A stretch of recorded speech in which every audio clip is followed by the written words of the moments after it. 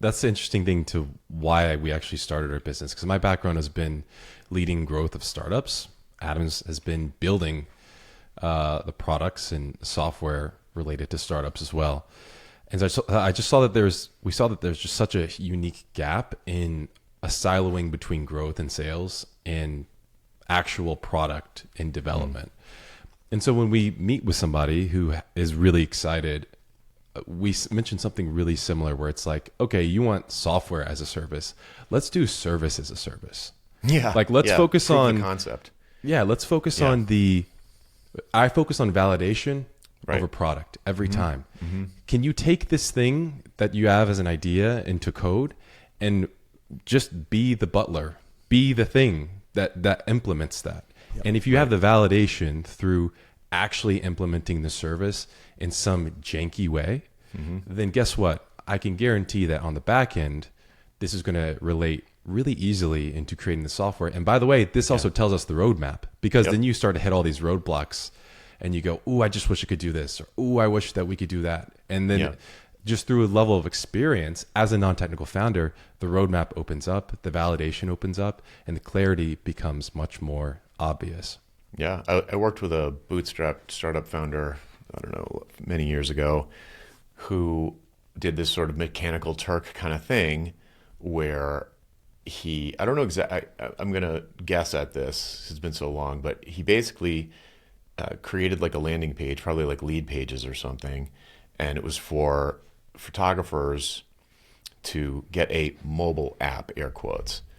And really it was a responsive website that they could install on the home screen. So so it was like, okay, photographers, like mobile app. So he was not technical, but he was technical, but he was I guess foolhardy enough or excited enough about mobile that he just figured it out. He Googled around. Stack Overflow was big back then, and he figured out how to make a home screen installable web app on an iPhone. I don't even think Android was a thing yet. And so it was awesome. And he sold a ton of them.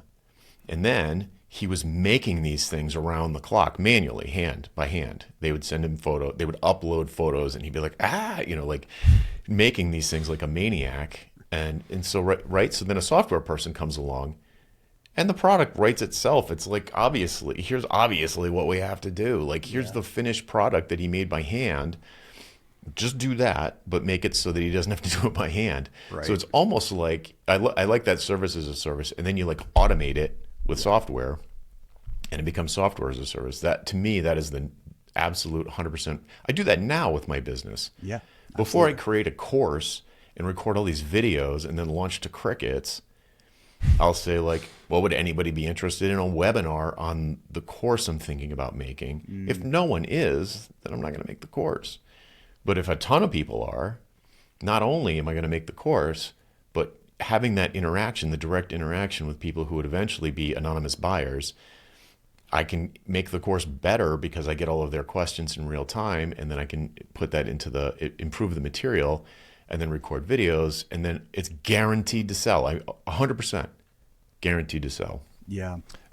It's almost like you need to slow down. You need to be a little bit more manual before you try to automate, because automating too soon is it's a blunder. It's an unforced it's an error. anti-pattern.